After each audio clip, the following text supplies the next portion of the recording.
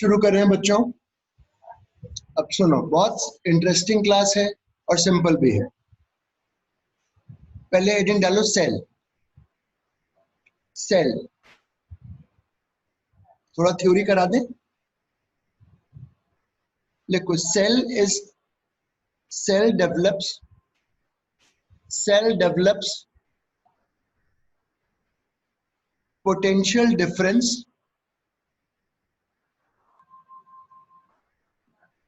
Between two electrodes. Chemistry में पढ़ते हो, मेरे से तो ज्यादा तुम जानते होगे। इसमें दो इलेक्ट्रोड्स हैं, electrode 1, electrode 2। This is your solution. Due to some reaction, one terminal will become positive, other will become negative.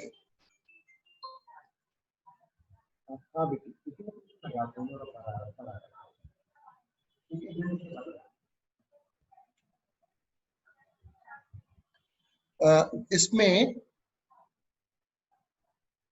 due to some reaction, one electrode becomes positive and the other becomes negative. तो क्या होता है, अच्छा बना लो।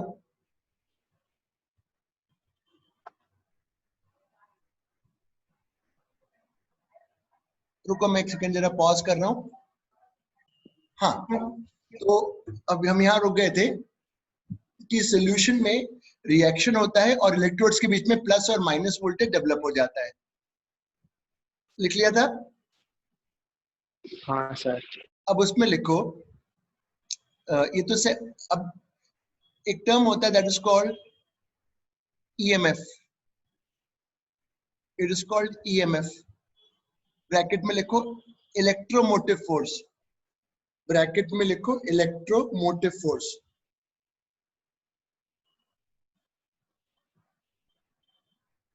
Electromotive force. तो इसकी definition है जो वो लिखेंगे पहले।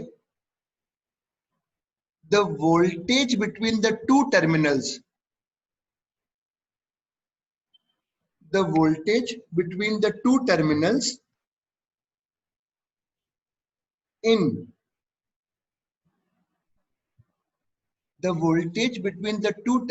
in open condition।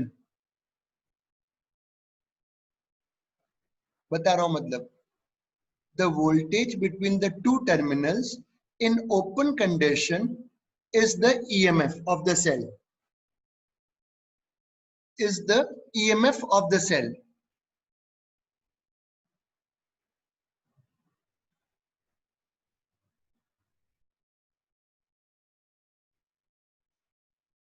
Open condition means that open condition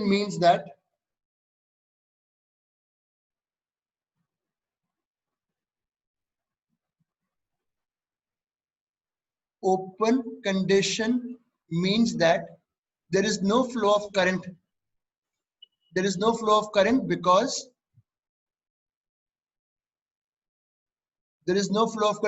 cell is not connected. The cell is not connected. Open condition मतलब cell ऐसे रखा हुआ है, cell open है, this means open, cell connected नहीं है। This is open, cell is not connected। तो इनके बीच का जो टर्मिनल्स का जो वोल्टेज होगा, इस समय जो भी वोल्टेज होगा, that is called the EMF। Cell के जो दो टर्मिनल्स हैं उनके बीच का जो वोल्टेज है ओपन कंडीशन में, ओपन कंडीशन मतलब ये जुड़ा हुआ नहीं है और सेल से कोई करंट फ्लो नहीं हो रहा, इस केस में जो टर्मिनल्स के बीच का वोल्टेज है वो ईएमएफ वोल्टेज है।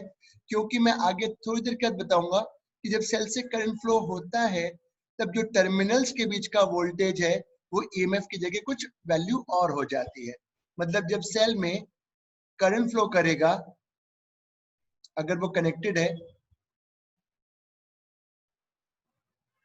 और उससे अगर करंट फ्लो करेगा तो जो टर्मिनल्स का वोल्टेज है वो ईएमएफ के इक्वल नहीं होता, या तो ज्यादा या कम। इसलिए जो टर्मिनल्स के बीच का वोल्टेज है ओपन कंडीशन में उसको बोलते हैं हम ईएमएफ ऑफ द सेल। जैसे हम बाजार से लेकर आते हैं, हम बोलते हैं सेल दे दो मैं 1.5 वोल्ट का, बोलते हैं ना 1.5 वोल्ट। तो वो 1.5 वोल्ट तब होता है जब वो ओपन कंडीशन में हो, ओपन, तब यहाँ का वोल्टेज 1.5 है। अगर हम इसमें करंट जोड़ देते हैं, करंट फ्लो करेगा, तो जो टर्मिनल्स के बीच का वोल्टेज है वो 1.5 नहीं होगा। तो ईएमएफ समझा दिया। ईएमएफ डिपेंड किस पे करेगा ये भी पता होना चाहिए। ईएमएफ एक सेल का किस पे डिपेंड करेगा ये पता होना चाहिए ना, तभी तो फिर आगे बात बढ़ेगी। केमिस्ट्री में पढ़ते हैं वैसे ये, पता नहीं तुम्हें पढ़ाते हैं कि नहीं पढ़ाते। यस सर, अभी वही चल रहा था। Very good. तो जो ईएमएफ है वो डिपेंड करता है किन चीजों पे? पहला, ईएमएफ डिपेंड्स ऑन सोल्यूशन। मैं तो बेसिक बता सकता हूँ, ज्यादा तो नहीं बता पाऊंगा।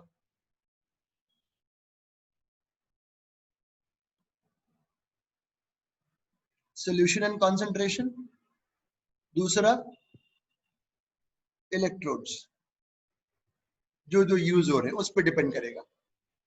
EMF depends on solution and it's concentration and electrodes. दोनों इलेक्ट्रोड्स अलग अलग मटेरियल के होंगे, अलग अलग मेटल के होंगे।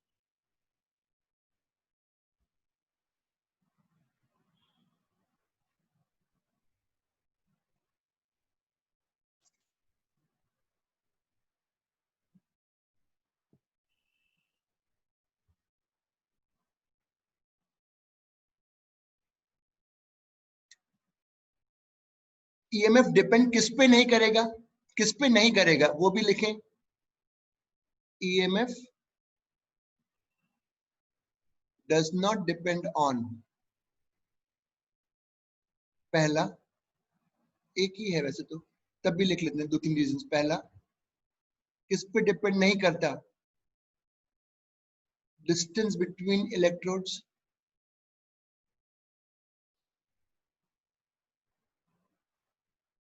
दूसरा,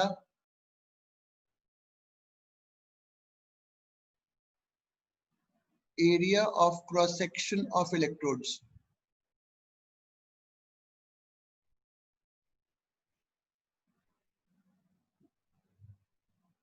area of cross section of electrodes पे डिपेंड नहीं करता। तो ईएमएफ समझा दिया मैंने आपको। एक और चीज होती है सेल का, दैट इज कॉल्ड, सेल के बारे में बता रहा हूं, इट इज कॉल्ड इंटरनल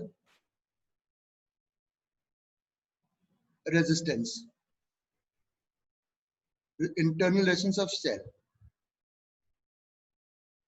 ये आपका दो इलेक्ट्रोड्स हैं,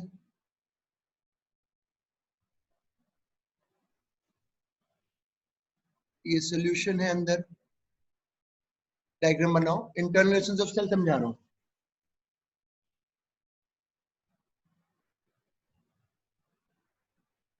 बच्चों, जब जब आपने इसको अगर कनेक्ट कर दिया, आपने बाहर कनेक्ट कर रखा है, किसी चीज से कनेक्ट कर रखा है, तो अब इसमें क्या फ्लो करेगा? बोलो, क्या फ्लो करेगा? करंट फ्लो करेगा।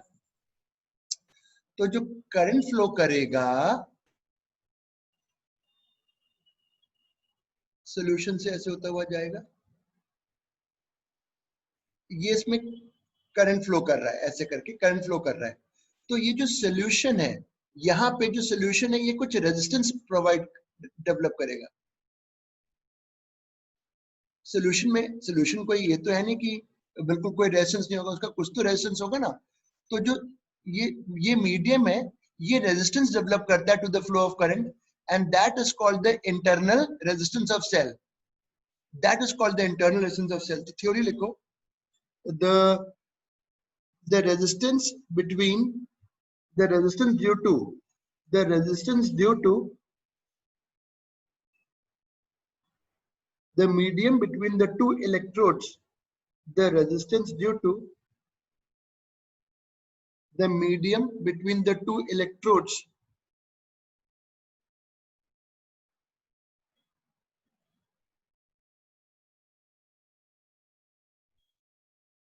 is the internal resistance of cell.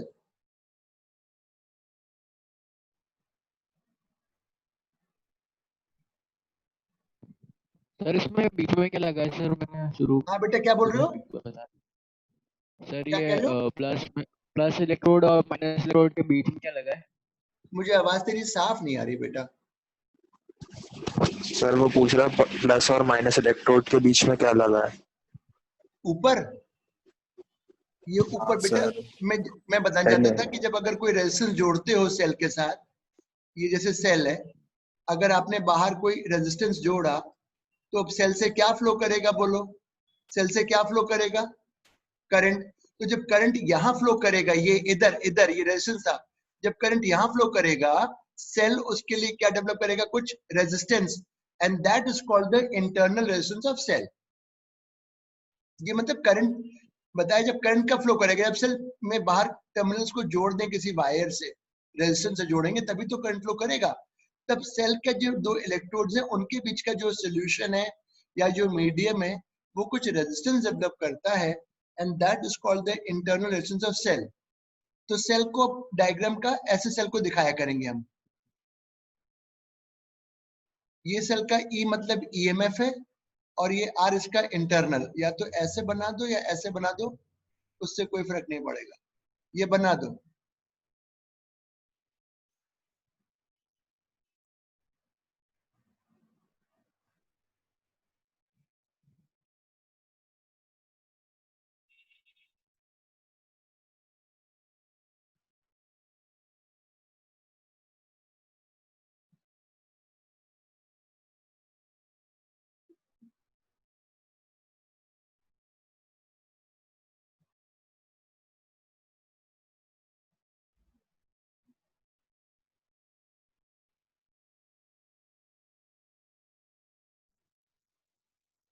Sir हाँ सर थोड़ा सा स्क्रॉल अप कर सकते हैं क्या? मैंने 2 पॉइंट नहीं लिखे हो। मैंने बेटा रिकॉर्ड कर लिया, तू बाद में देख लेना। Okay sir. मैं रिकॉर्ड कर रहा हूँ तो मैं बाद में डाल दूंगा, क्योंकि वो देखकर समझ में नहीं आएगा ना क्या लिखा है, लिखने से समझ में नहीं आएगा।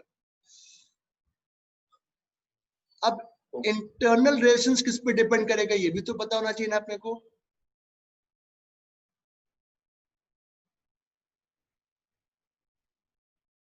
किस पे डिपेंड करेगा? पहला,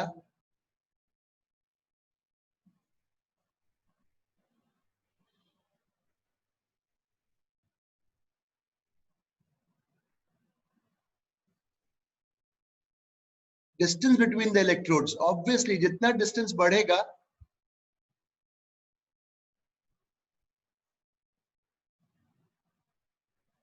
इंटरनल रिलेशंस बढ़ जाएगा।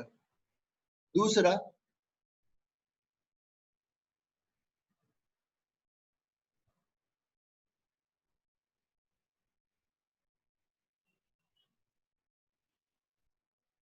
अगर क्रॉस सेक्शन बढ़ेगा तो तुम समझते हो इंटरनल रेजिस्टेंस कम होगा, क्योंकि हम जानते हैं किसी भी चीज का जो रेजिस्टेंस होता है।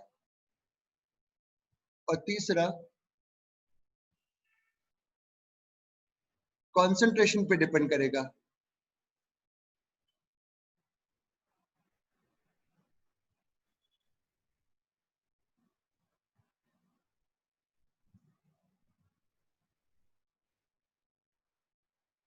Very sir interesting cell part, very पूरा चैप्टर इंटरेस्टिंग है, ये सारे चैप्टर्स करके तुम्हें अच्छे लगेंगे।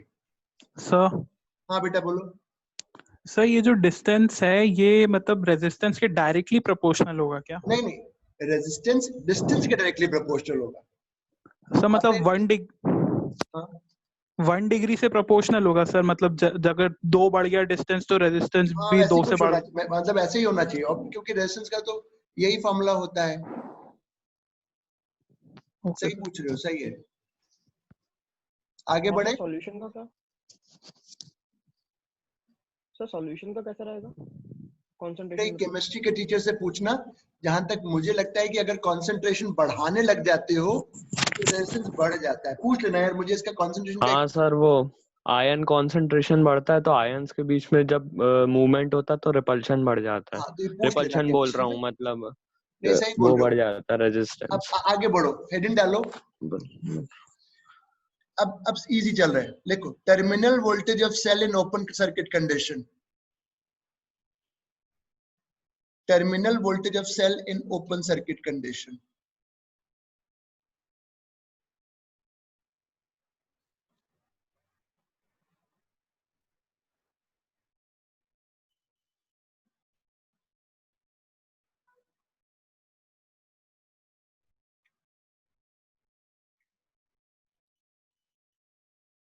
डायग्राम बनाओ।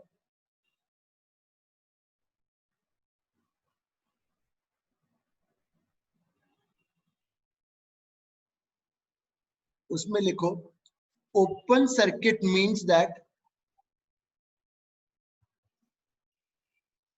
open circuit means that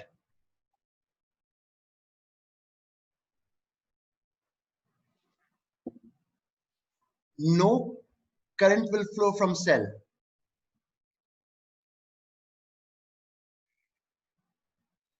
open circuit का मतलब सेल से करंट फ्लो नहीं कर रहा। ब्रैकेट में लिखो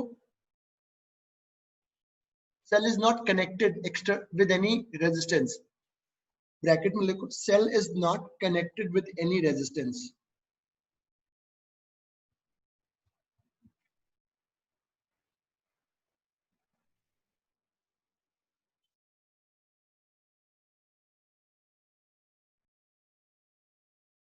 अब मेरा एम है सेल के टर्मिनल्स के बीच का वोल्टेज निकालना। अभी सर आपने तो बताया था वो ईएमएफ के बराबर होता है। हाँ बताया था, बट अब अगर मुझे ए और बी के बीच का वोल्टेज निकालना है तो कल हमने किरचॉफ पढ़ लिया था। मैं यहां से यहां जाऊंगा तो मुझे मिलेगा V A minus V B. Current तो है ही नहीं, तो यहाँ तो आई आर टर्म जीरो है और नेगेटिव से पॉजिटिव में जा रहा हूं। ये लो। So terminal voltage of cell in open circuit condition is equal to the EMF.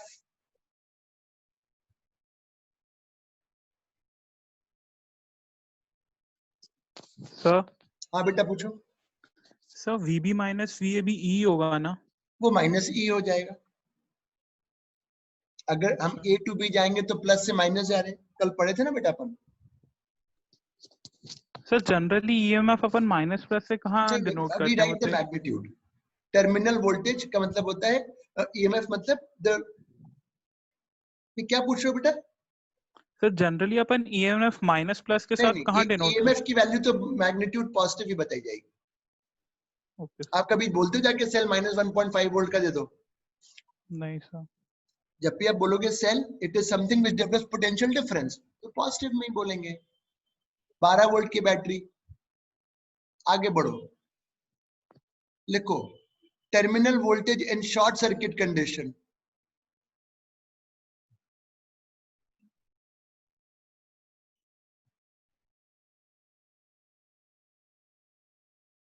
Terminal voltage in short circuit condition.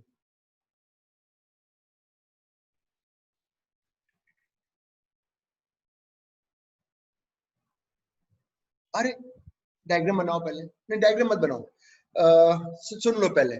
Short circuit का मतलब है कि जो सेल को जोड़ा with external resistance equal to zero, wire से जोड़ दिया, सिंपल वायर से, तो सर इसको बोलेंगे शॉर्ट कर दिया। तो अब हमें टर्मिनल वोल्टेज निकालना है, तो पहले टर्मिनल वोल्टेज निकालने के लिए पहले करंट निकाल लें।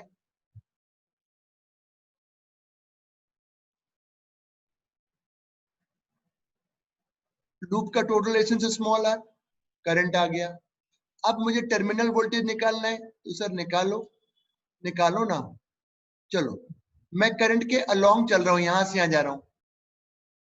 Minus I R plus E,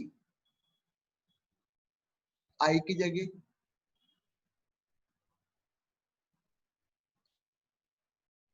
so the terminal voltage of cell in short circuit condition is zero.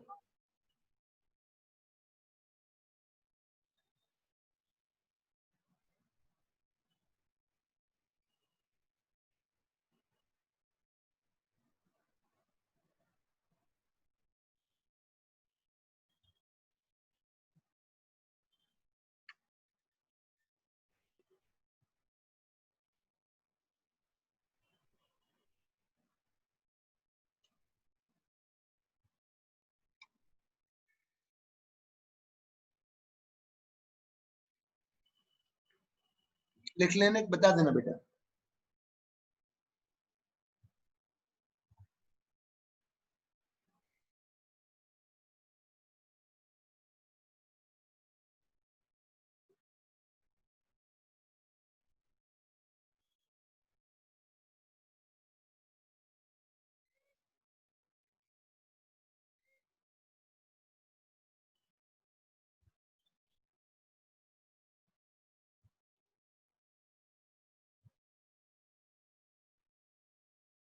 हाँ सर लिख लिया। बेटे यहाँ बताओगे, थोड़ा देखना, तुम बता दोगे जितना वोल्टेज इन दो टर्मिनल्स के बीच में है उतना ही वोल्टेज यहाँ भी होना चाहिए ना, क्योंकि ये सिंपली क्या है बोलो, वायर्स। तो अगर मैं इसका वोल्टेज निकालता, इस रेजिस्टेंस का, अगर मैं बोलता कि इसका वोल्टेज निकालना है तो मैं कैसे निकालता, V बराबर I इंटू 0, क्योंकि बोलो ना इसका क्या रेजिस्टेंस है, 0। ये भी डायग्राम में दिखा दो। हाँ, अगर यहाँ पे कुछ रेजिस्टेंस लगा होता है यहाँ पे या यहाँ पे, तब टर्मिनल वोल्टेज जो यहाँ का है फिर वो ये वोल्टेज के बराबर नहीं होता। अभी आएगा, धीरे धीरे करके सब क्लियर हो जाएगा।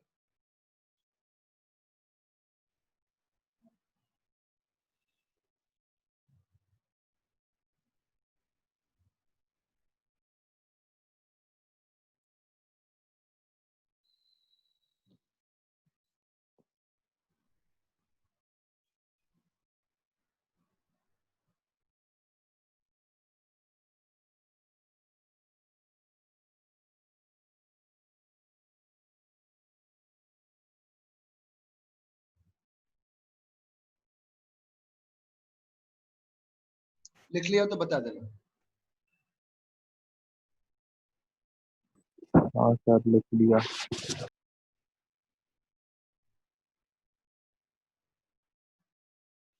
अब हेडिंग डालो, डिस्चार्जिंग ऑफ सेल।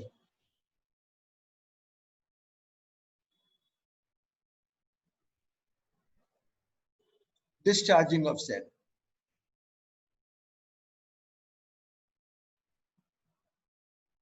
पहले डिस्चार्जिंग ऑफ सेल को समझ ले, तो डायग्राम बनाएंगे। लिखो, when cell is in discharging mode, when cell is in discharging mode, then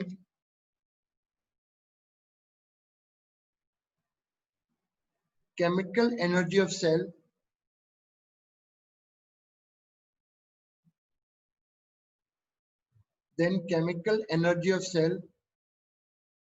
is converted into electrical energy.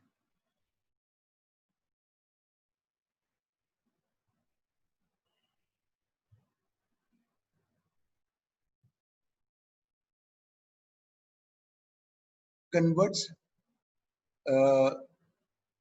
chemical energy into electrical energy. Bracket में लिखो, generally cells are used for discharging only. Generally cells operate and discharge. Generally cells discharge during operation. Generally cells discharge during operation.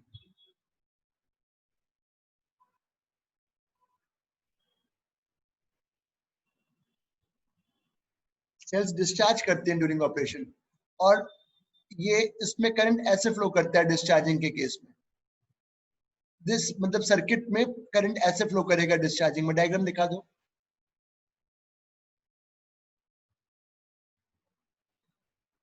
Sir generally भी तो ऐसे ही करता है, positive to negative. हाँ, जो फिर से बोलो।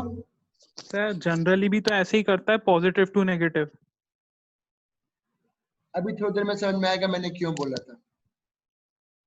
तुम्हारा जब सेल फोन शाम तक यूज करते करते डिस्चार्ज हो जाता है तो क्या करते हो उसको? चार्ज करते हैं। चार्ज करते हो ना। उस केस में बाहर से फोर्सफुली करंट अंदर भेजा जाता है उसके, तो चार्जिंग हो रही होती है। वही मैं कह रहा हूँ, नॉर्मली हम बैटरी लाते हैं यूज करने के लिए और वो समय के साथ डिस्चार्ज होती है नॉर्मल वे में। कंडीशन को अगर हम यूज करें तो करंट ऐसे जब फ्लो करेगा तो वो डिस्चार्ज कर रहा है और उसकी केमिकल कन्वर्ट हो रही है किसमें बेटा? इलेक्ट्रिकल में। क्योंकि अगर इसको किसी से जोड़ते हो बाहर तो करंट प्लस टर्मिनल से होके नेगेटिव से। थोड़ा समझाओ। अगर मैं किसी चीज से जोड़ा, मैंने ऐसे करके, ये प्लस है माइनस, तो करंट ऑब्वियसली ऐसे ही फ्लो करेगा ना बेटा, ऐसे। तो ये सेल डिस्चार्ज हो रहा है, ये सेल बोलो क्या हो रहा है, ये सेल डिस्चार्ज हो रहा है और करंट को फ्लो करवा रहा है बाहर, और इसमें केमिकल कन्वर्ट हो रही है इलेक्ट्रिकल में, तो that is what is discharging. Sir terminal change हो जाती है ना रिचार्जिंग के टाइम? क्या चेंज हो जाता है? टर्मिनल। नहीं, टर्मिनल कुछ चेंज नहीं होता, अभी आगे चार्जिंग और सेल बता देंगे। अब मुझे टर्मिनल वोल्टेज निकालना है, इसका टर्मिनल वोल्टेज सेल का टर्मिनल वोल्टेज निकालना है, तो मैं मूव कर रहा हूं चार्जिंग के केस में, करंट अगर आई फ्लो कर रहा है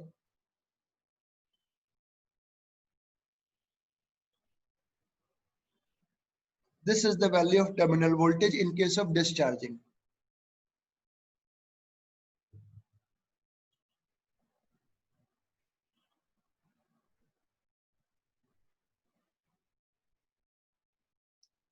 सर हाँ, कितने पेज छोड़ने हैं? थोड़ा लेट ज्वाइन किया था ना मैंने। तुम चिंता मत करो, रिकॉर्ड कर रहे हैं लेक्चर, तुम देख लेना अपने आप, उसको लिख लेना और स्टेपल कर लेना। सर लेकिन ये बता दें कितने पेज छोड़ने हैं? 3-4 पेज छोड़ दे, 3-4। 2.5। Okay sir.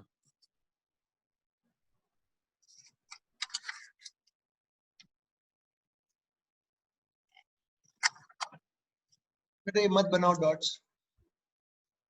अब अगर मैं इसका ग्राफ बनाता हूं डिस्चार्जिंग में, terminal voltage versus current in discharging, तो कैसा ग्राफ बनेगा? ऐसा बनेगा। मैथ्स वाले बच्चों को बता दूं, v की पावर 1 है,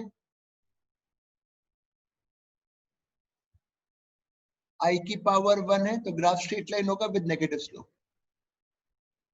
ऐसा बनेगा। ये पॉइंट ईएमएफ है,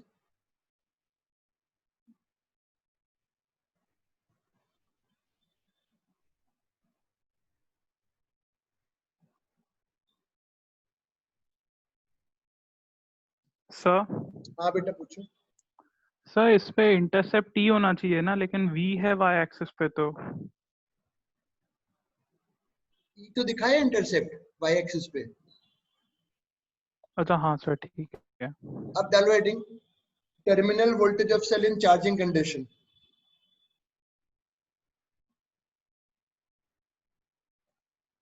terminal voltage of cell in charging condition.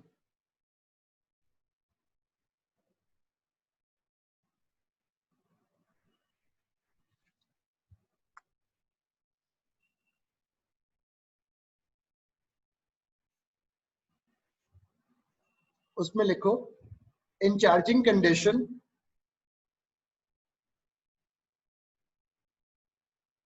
in charging condition electrical energy is converted into chemical energy.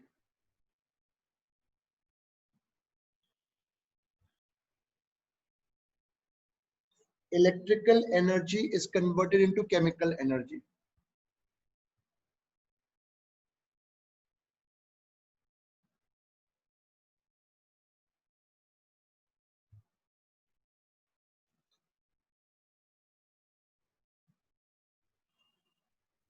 और उसमें डायग्राम, उसमें फोर्सफुली करंट किसी इस तरीके से फ्लो करवाया जाता है। सेल तो नहीं चाहता कि करंट ऐसे फ्लो करे, बट आप किसी तरीके से कोई और बैटरी जोड़ के करंट को ऐसे फ्लो करवा रहे हो। आगे लेक्चर्स में समझ में आएगा, मतलब कोई आप और बैटरी जोड़ रहे हो जिस करंट से करंट ऐसे फ्लो हो रहा है और ये चार्ज हो रहा है, इसमें इलेक्ट्रिकल एनर्जी कन्वर्ट हो रही है केमिकल में।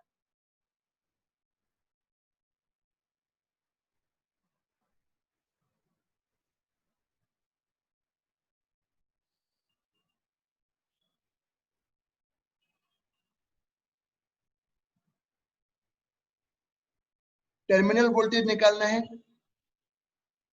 ऐसे ही मूव कर रहा हूं, लिखो कितना होगा, किरचॉफ लगाओ, करंट के ऑपोजिट चल रहे हो। बेटा ये मेरा ही रूल फॉलो करना, कुछ किताबें वो गलत गलत रूल लिख के समझाती हैं, कंफ्यूजन लाती हैं। जस्ट फॉलो दिस रूल जो मैं लिख पा रहा हूँ, करंट के opposite resistance plus I R.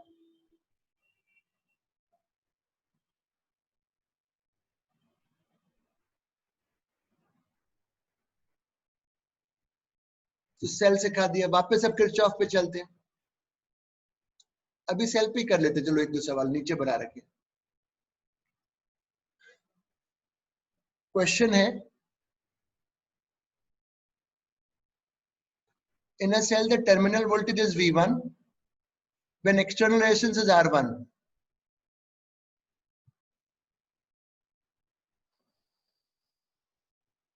Terminal voltage V1 है सेल का। फिर दूसरे केस में वही सेल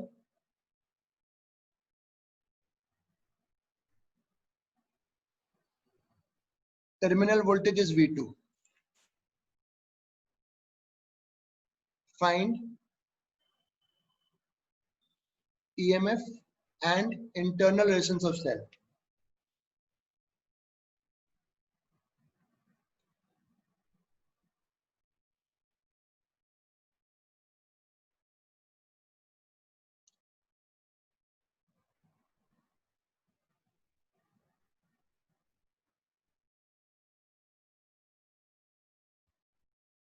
मैं करूं?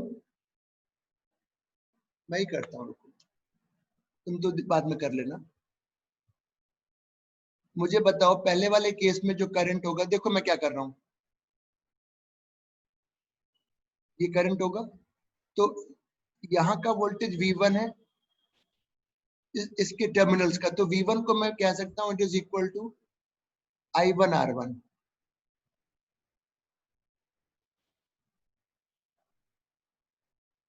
पहला केस हो गया।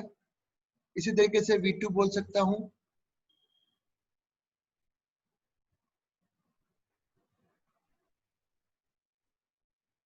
इक्वेशन 1 इक्वेशन 2 सॉल्व करोगे मिल जाएगा, स्मॉल r भी मिल जाएगा और E भी मिल जाएगा।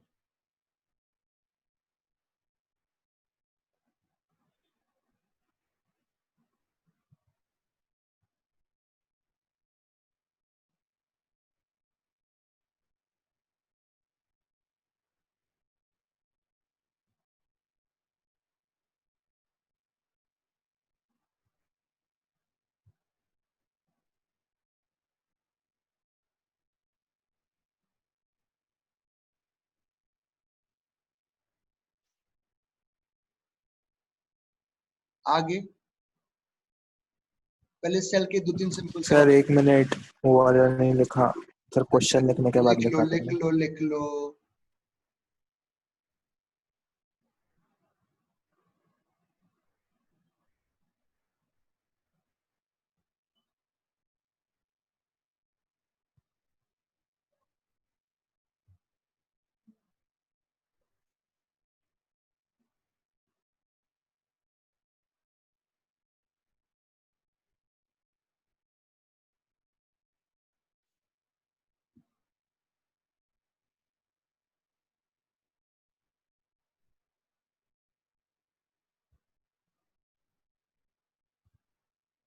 Can I move ahead? Yes sir. अभी नीचे का देखें, सेल का है या क्या है? हाँ चलो, ये भी सेल का है।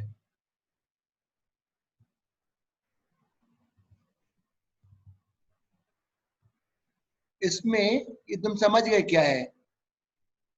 टर्मिनल वोल्टेज वर्सेस करंट का ग्राफ है। तो वो पूछ रहे हैं E एंड R, तो तुम समझ गए हो। E की वैल्यू बताओ, what is the EMF value? 10 volt. और ये जब ये करंट शॉर्ट कंडीशन में होता है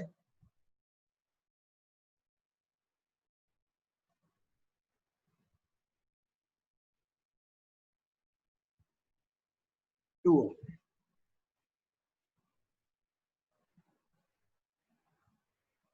एक मैं अलग से इसमें देखूं, ऐसी में है कि अच्छा मैं एक नया सवाल दे रहा हूं, इसमें तो मैंने नहीं लिया था,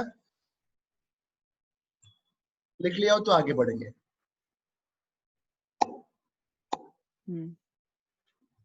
अलग से दे रहा हूं।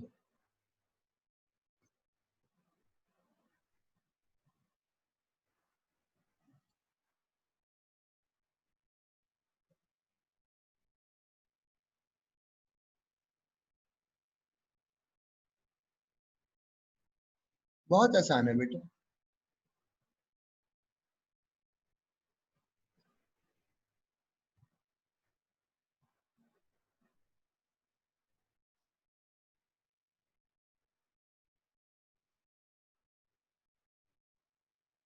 डायग्राम बनाओ।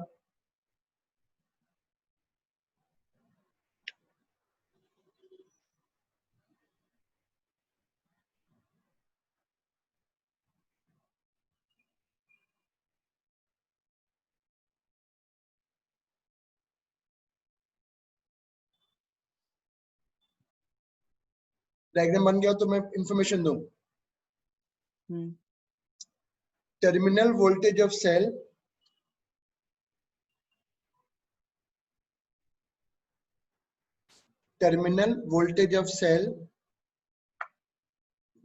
with internal resistance R1 is 0. Terminal voltage of cell with internal resistance R1 is 0.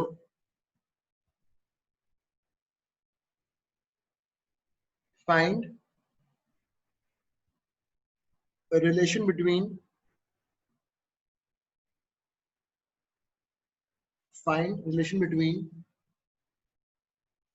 R1, R2 and R.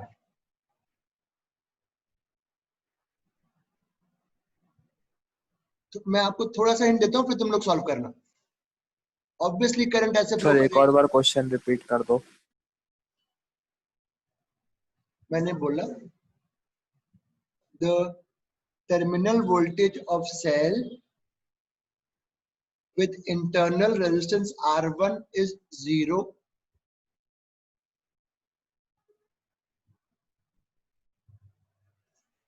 हाँ sir. Find relation between R1, R2 and R. हाँ सर। हाँ, अब बेटा ये बताओ, करंट तो ऐसे फ्लो करेगा जैसे मैं दिखा रहा था ये, और करंट की जो वैल्यू होगी, ऑब्वियसली दोनों सेल्स एक ही तरीके से जुड़े हुए हैं।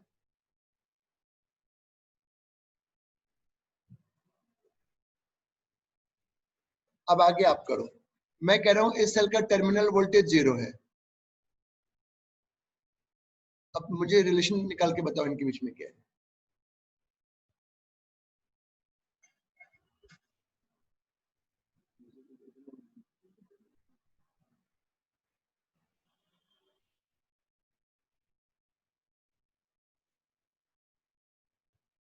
निकालो।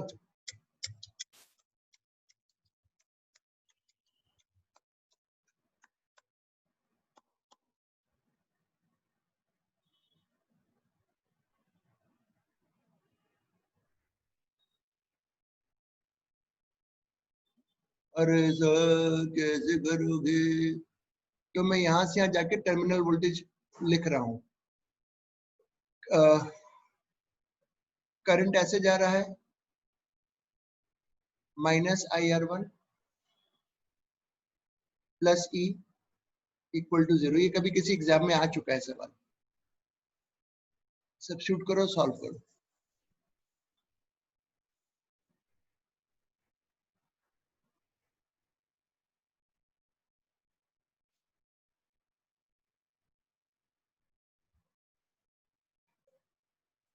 ये -IR1 क्यों हुआ?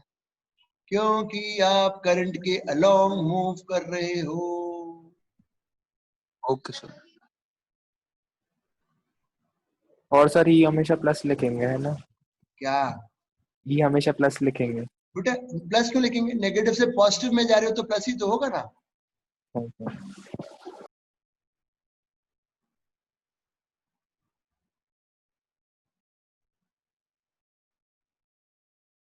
तो ये बन गया।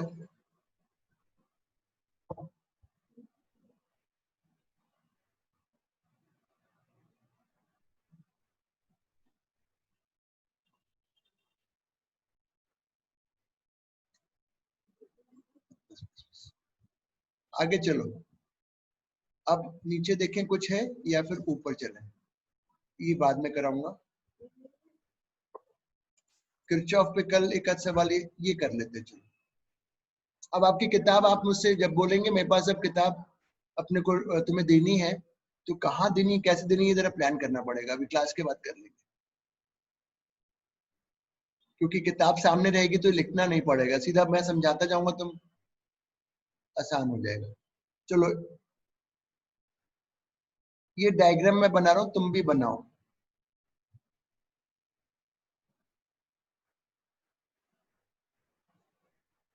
किताब हो गई है, वो चाबी मिल गई है उसकी कमरे की।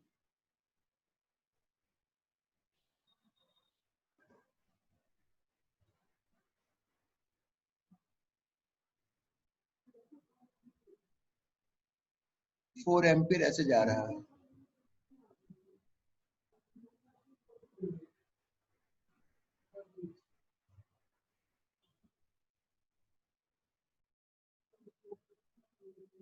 डायग्राम बनाओ।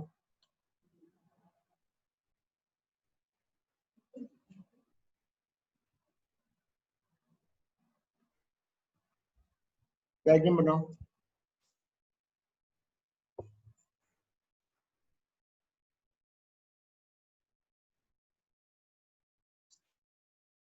मुझे पता कर लोगे।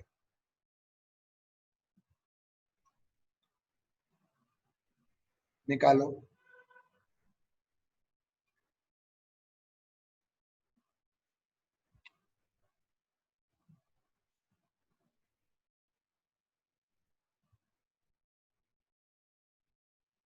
निकालो।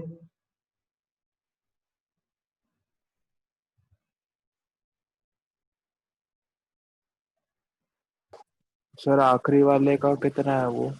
हाँ सर आखिरी में जो वो बना है रजिस्टर, उसका ये कितना देखना, यहाँ होगा? पर लिखा हुआ है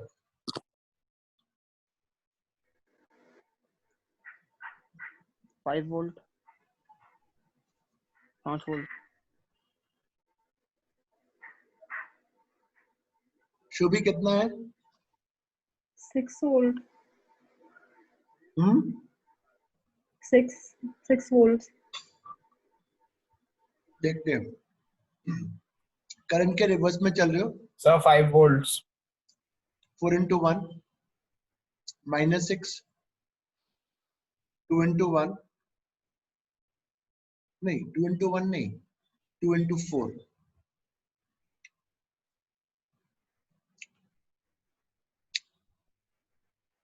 4 into 1 -6, 4 into 2, 4 into 1 +4, तो ये हुआ आपका 4 + 4 8, 8 + 12 20, 24, ये तो 18 आ रहा है मेरा यार। मैं कहाँ गलती कर रहा हूँ? करंट 4 एम्पियर था, मैं कहाँ गलती कर रहा हूँ?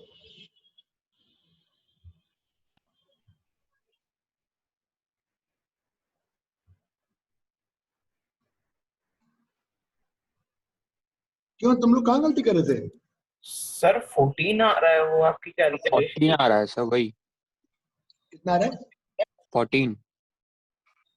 हाँ ठीक है, वैल्यू से ठीक है 14 आ ठीक है, सही है। 8 + 4 12, 8 + 4 12, 12 + 4 16, 20 14 आ रहा है, सॉरी। तो 14 आ रहा है ना, तुम लोगों का क्या आ रहा था? तुम तो कुछ 5/4 एक बोल रहे थे। वैल्यू ऐड करना, 4 into ऐड 8 ऐड करना भूल गया था सर। हाँ फिर ठीक है। हाँ। इसका बी पार्ट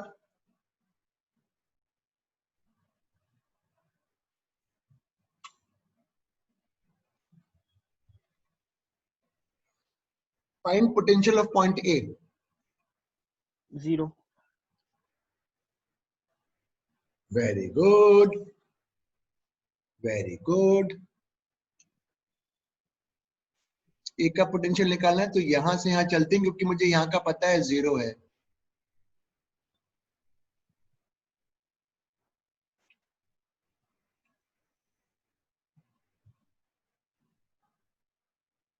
करंट के ऑपोजिट चल रहा हूं।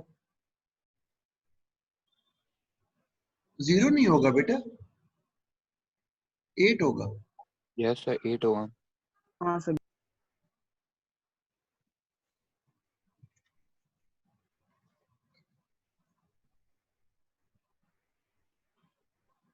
एक और दे देता हूँ साइड में, एक और सवाल।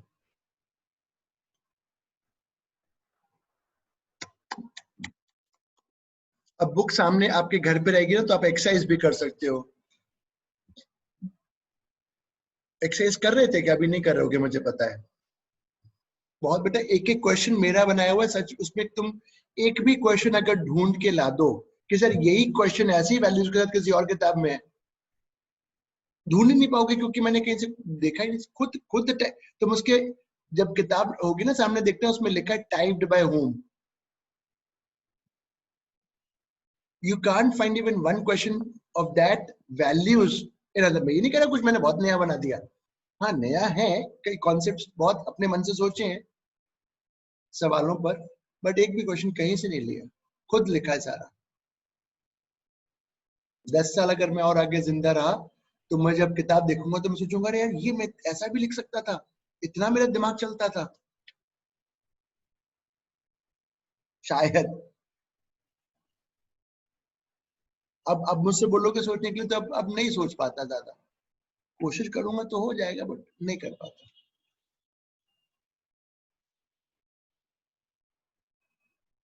पर मैं भी कुछ ना कुछ नया करता ही रहता हूँ, मूर्ख हूं मैं भी यार। अब मैं वो नया काम ले लिया मैंने कि जो भी टेस्ट है उनके वीडियो सोल्यूशन बनाने का।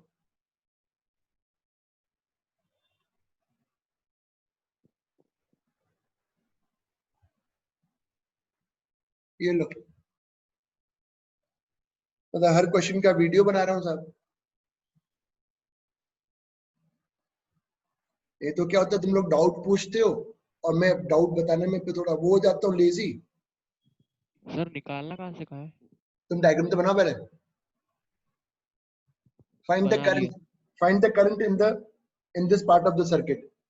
Find current in this part of the circuit.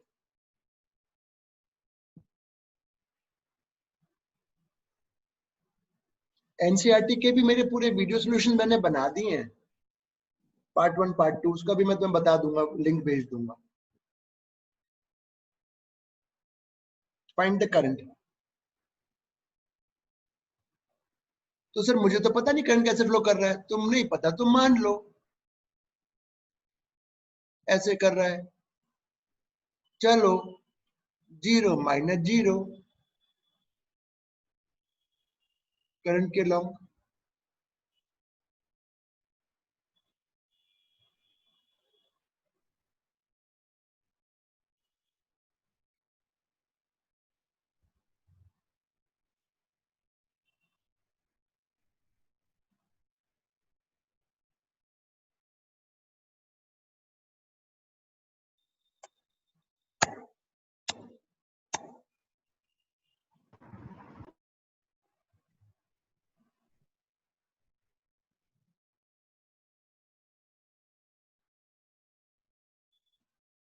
क्यों अविरल? अविरल, जी सर। तूने अटेंड करी थी वो जेम्स बॉन्ड की क्लास फिजिक्स की? हाँ सर करी थी। किसकी करी थी? स्वप्निल सर। वो नहीं पढ़ा ना सीखे? स्वप्निल मेरे से नहीं पढ़ा हुआ सर उनका। स्टूडेंट, और जो स्वप्निल है ना वो मेरा स्टूडेंट है। अच्छा वो बॉडी बिल्डर सर। हाँ, उसको पढ़ाया मैंने। अच्छा उसका नहीं पता, मैं तो सीखे सोचा था पढ़ा रहा हूँ। अच्छा तुम मैथ्स के बच्चे हो इसलिए वो पढ़ा रहा होगा, ठीक है ठीक है। सर थोड़ा थोड़ा आपके जैसे ही मतलब क्या बोलते हैं अंदाज है उनका पढ़ा भी मुझसे है पढ़ाने ना, का। बोल तो रहा हूँ। चलो अच्छा लिख लिया। Yes sir. हाँ सर। अब चलो आगे।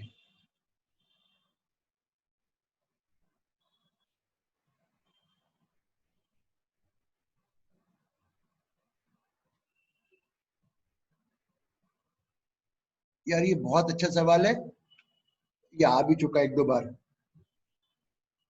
तुम तो केवल डायग्राम बना लो फिर समझाऊंगा।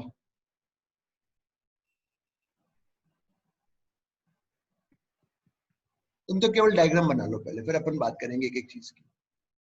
ये आ चुका है, मेडिकल में भी आ चुका है, पहले मैथ्स के एग्जाम में आ चुका है, बाद में नीट में भी आया है। मुझे इसलिए याद रहता है नीट का कि एक बच्ची एग्जाम के एक दिन पहले आई थी, सर ये डाउट बता दो, और यही सवाल अगले दिन आ गया था।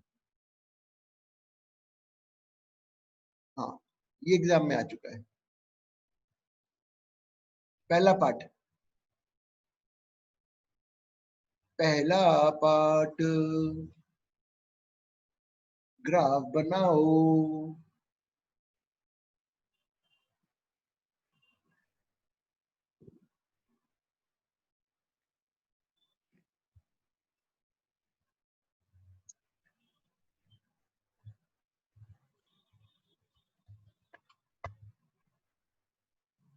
देखें हमारे मैथ्स के धुरंधर बच्चे क्या कह रहे हैं, कैसा ग्राफ बना रहे हैं।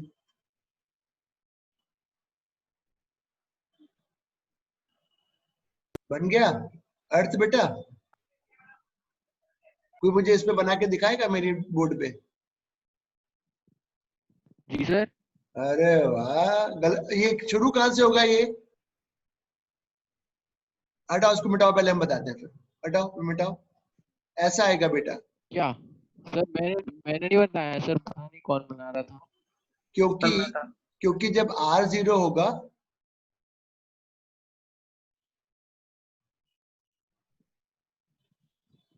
यहां से शुरू होगा। पहला बन गया, अब क्या बनवाओगे? क्या बनवाओगे? तुम्हारी तो कॉपी सामने है ना, मैं अगले, क्योंकि मेरे में इसमें जगह है नहीं यहाँ पे, मैं अगले पेज पे जा रहा हूँ इसमें।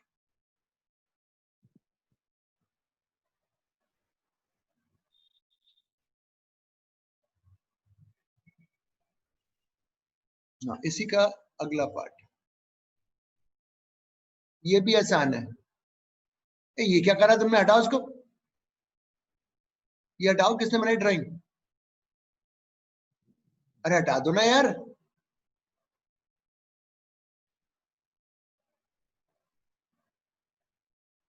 ओए, मैं क्लास अभी बंद कर दूंगा, ध्यान रखना। ये हटाओ ना, किसने बनाया है? चलो ठीक है, V is terminal voltage and R is internal. इसका ग्राफ बनाओ।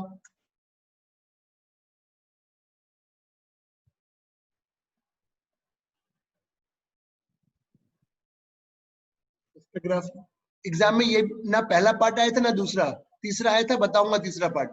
तो टर्मिनल वोल्टेज होगा I इंटू R, ये तो तुम्हें पता है, और I की वैल्यू आप लोगों ने निकाल ली थी।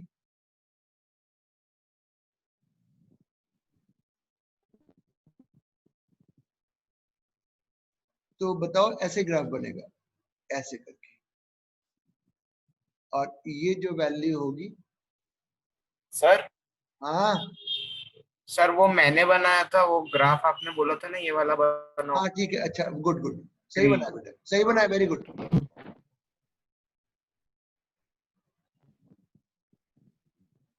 दिस इज द वैल्यू जब कैपिटल 0 है। पर एग्जाम में इनमें से ये दोनों नहीं आए थे, एग्जाम में ये आया था, और मुझे पता है ये, इसको तुम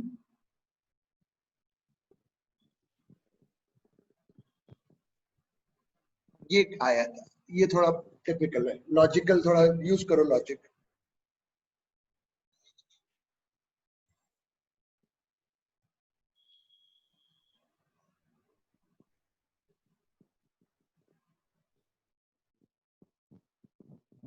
सर पैराबोलिक, हाँ। नहीं, मैं बता, नहीं गलत, आई टेल यू बेटा, जल्दी मत करना, सुनो अब प्लीज, देखो ध्यान से। Red line. नहीं रुक जाओ, मत कुछ बोलो। सर एक मिनट। हाँ सोच लो, चलो।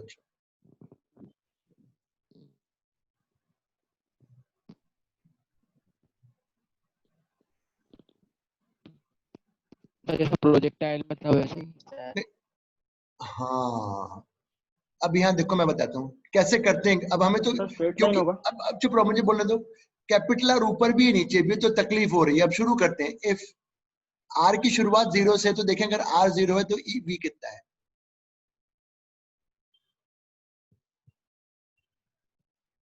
व्हेन आर इज 0 वी 0, मतलब ग्राफ की शुरू तो यहां से होना है। ये बात तो क्लियर हो गई। और दूसरी बात ये क्लियर है कि वो स्ट्रेट लाइन तो नहीं हो सकता, क्योंकि एक आर ऊपर है कैपिटल और एक कैपिटल आर नीचे, स्ट्रेट लाइन नहीं हो सकता। इसकी वैल्यू बताओ, जब आर इंफिनिटी होगा तो क्या होगा v का वैल्यू ई है?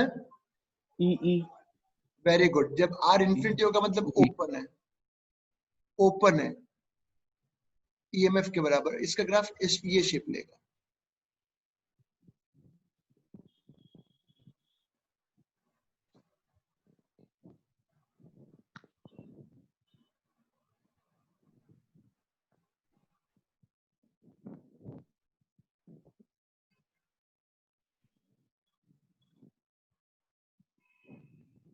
वापस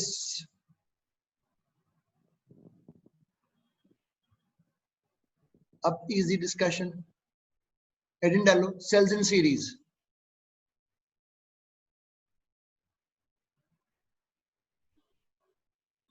सेल्स इन सीरीज,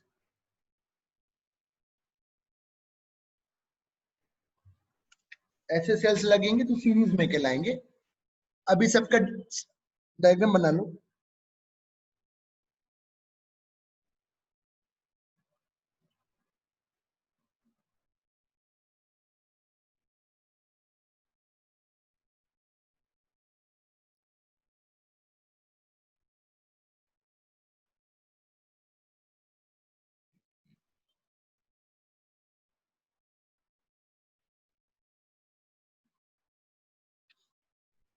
मत बनाओ बेटा, इसमें जो इफेक्टिव ईएमएफ हो जाएगा, इफेक्टिव ईएमएफ, अगर सबका ड्राइविंग सेंस सेम है तो ऐसे हो जाएगा।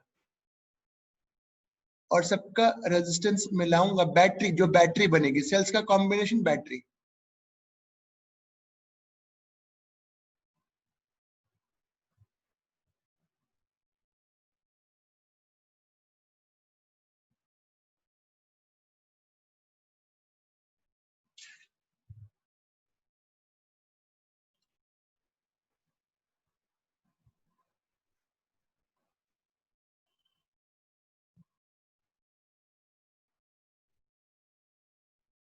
अगर n आइडेंटिकल सेल्स हैं,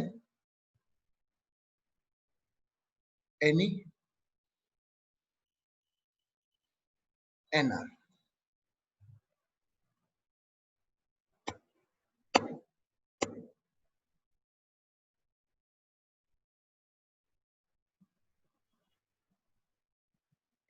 अभी आएगा। अभी तो सबके एक तरफ से एक सेंस था, पोलैरिटी को एक आध बीच में रिवर्स करेंगे तो वो भी समझेंगे। अभी विरल अपना आर्ट मिटा दे।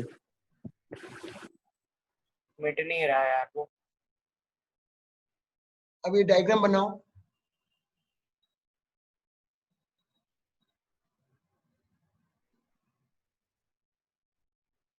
ऐसे n सेल्स हैं identical,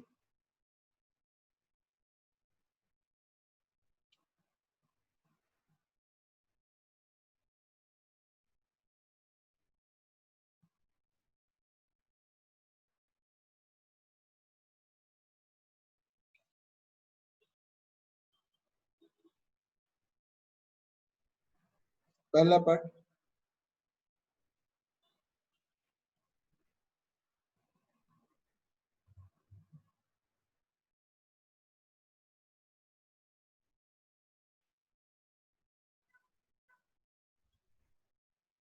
Find the current in the circuit.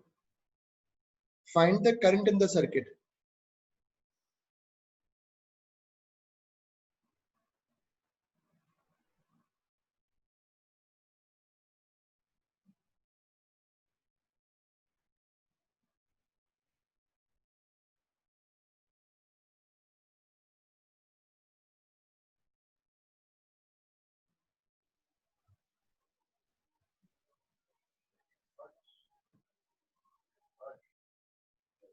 I equal to NE by capital R plus N.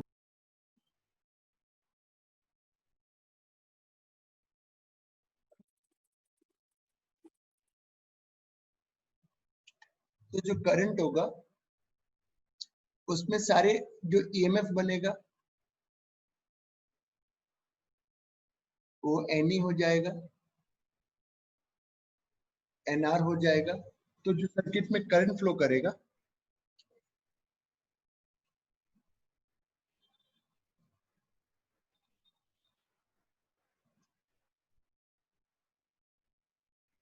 ये करेगा।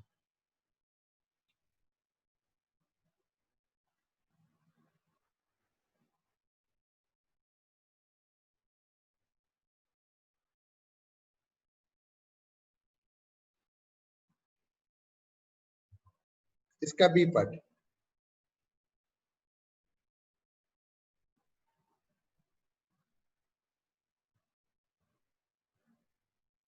Find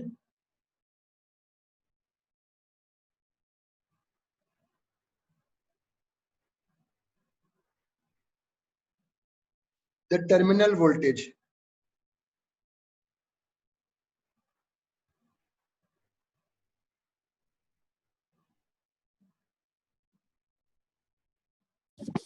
NER upon NR plus R.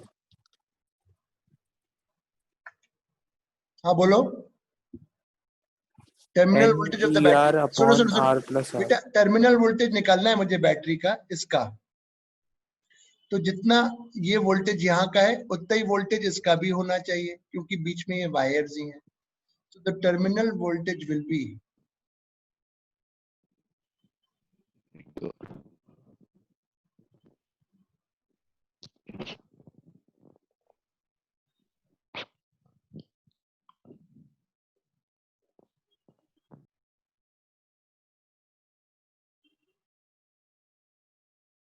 इसके बाद का एक इंपॉर्टेंट कॉन्सेप्ट है अब जो आ रहा है।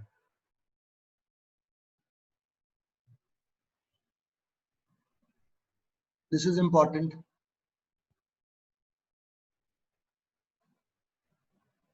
अब मैं बता दूं पहले क्या है, लिखता हूं तो समझ में आएगा।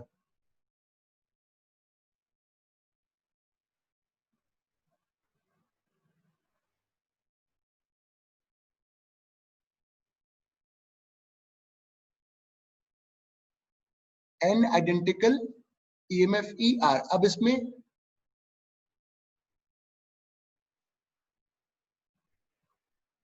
Are in series, R in series. अब इसमें जो बोल रहा हूं वो है n cells are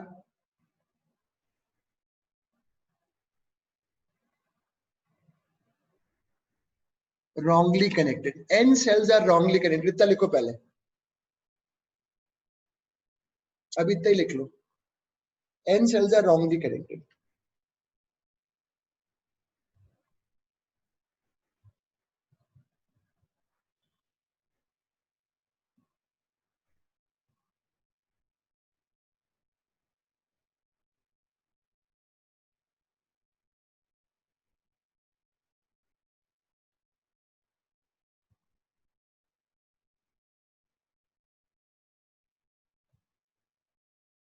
पहला part, find the effective EMF and find the effective EMF and internal resistance of the battery, पहले तो ये काम करें, find the effective EMF and internal resistance of the battery। अब प्लीज देखेंगे यहाँ पे, यहाँ देखो मैं बता रहा हूँ, जस्ट अ सेकंड। अभी देखो,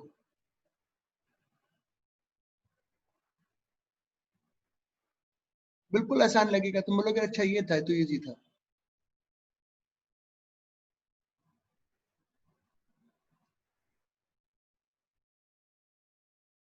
ये ऐसे हैं और उल्टे ऐसे हैं। अब मुझको बताओ, इस वाले पार्ट का जो ईएमएफ होगा वो इतना होगा,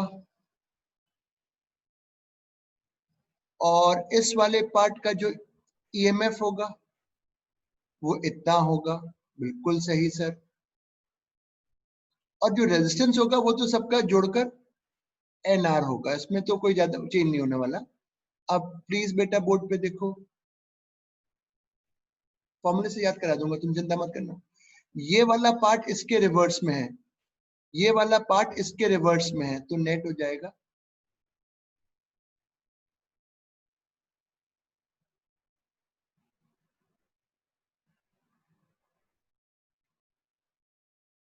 ये वाला पार्ट इसके उल्टा लगा हुआ है, तो ऑब्वियसली दिस माइनस दिस हो जाएगा वोल्टेज। देख लो, अभी सवाल के साथ कर लेंगे ना।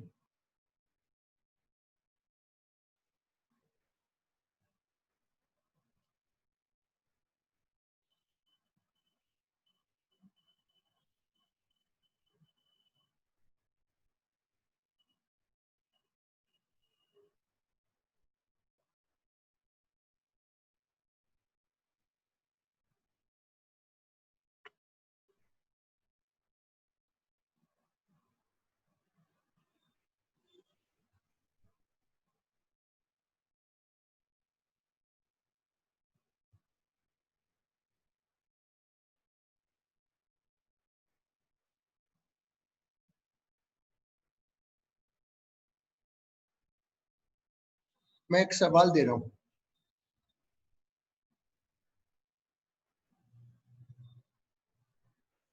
क्वेश्चन लिखो।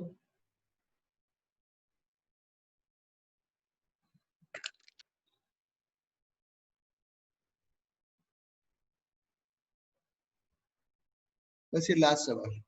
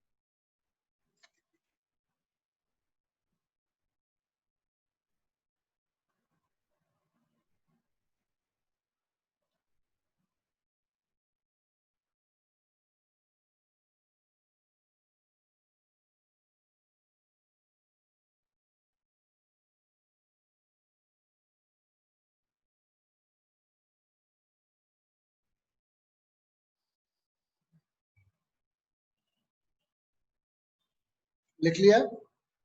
पहला part, find the current in the circuit. 3/2 ampere. Find the current in the circuit. 3/2.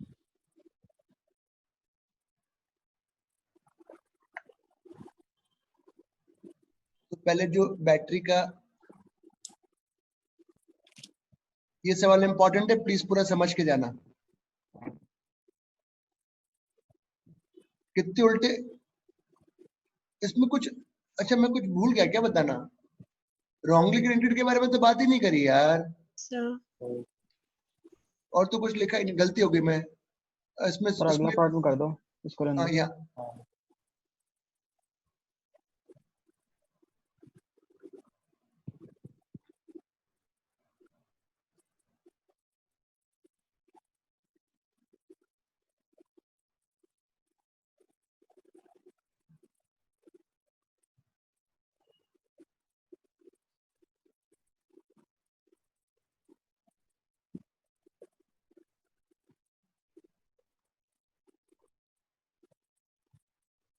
हाँ, तो करंट पूछा था।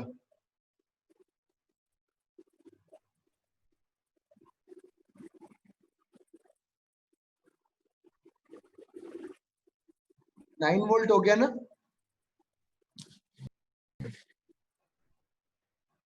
और जो आर है वो 5 ओम। अब करंट पूछ रहा हूं, ये बेटा इसका जो बी पार्ट है ना वो इंपॉर्टेंट है, जो भी आएगा।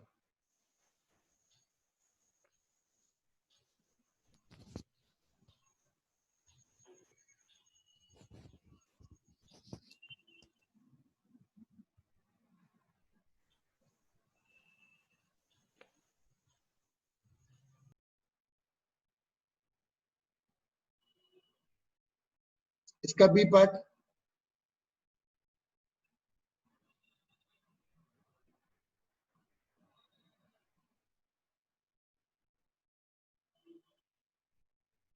Find terminal voltage of the battery. 4.5 volt. Find terminal voltage of the battery. तो बेटा यहाँ का जो वोल्टेज होगा बैटरी 4.5।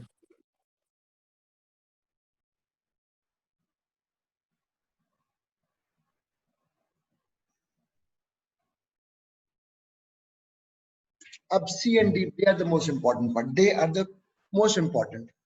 तो जब नेक्स्ट क्लास मिलेंगे तो फिर से सवाल ये ले लूंगा, C and D.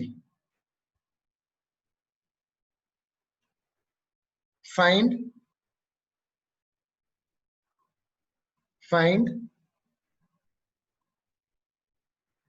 terminal voltage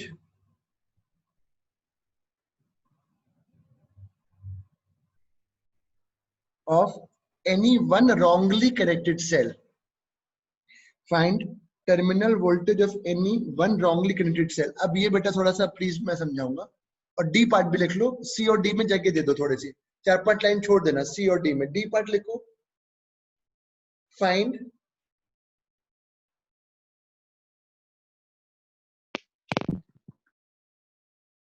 terminal voltage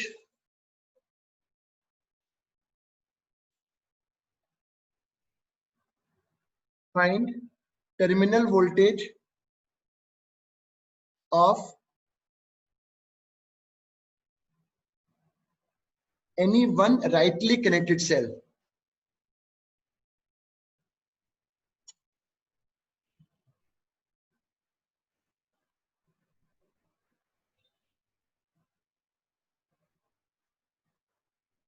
अब यहां देखेंगे बेटा प्लीज, ये बस लास्ट सवाल था। सपोज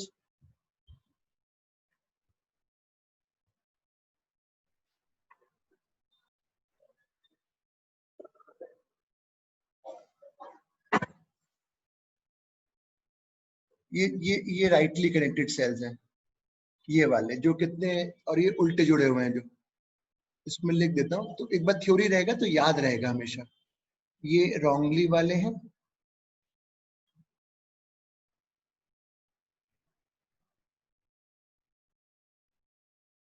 अब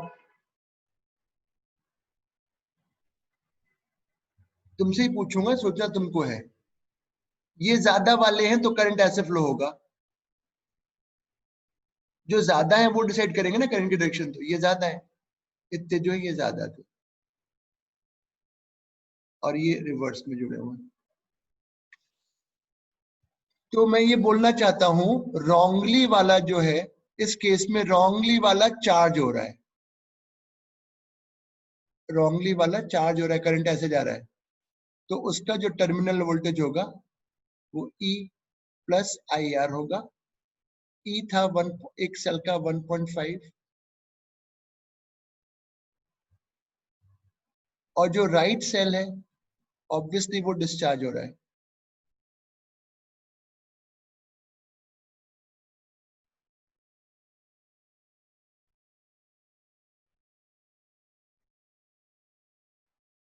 ये